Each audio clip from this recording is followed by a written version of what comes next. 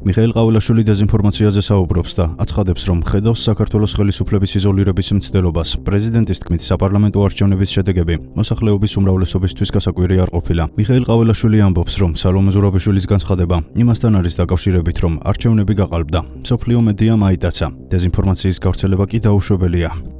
ჩვენს შემთხვევაში ვხედავთ დიდ დეზინფორმაციას და მცდელობას, საქართველოს ხელისუფლების იზოლირება მოხდეს და რეალობა სხვა კუთხიდან წარმოჩინდეს. მე უკვე მე-9-ად ვმონაწილეობ არჩევნებში. წინა არჩევნებთან შედარებით ეს არჩევნები იყო ალბათ საუკეთესო. შედეგები არ გაჰკვირვებია მოსახლეობის უმრავლესობას. ჩემი წინამორბედი ამტკიცებს, რომ ქართულმა ოცნებამ არჩევნები გააყალბა და ამის უკან რუსული სპეცსამსახურები იდგნენ.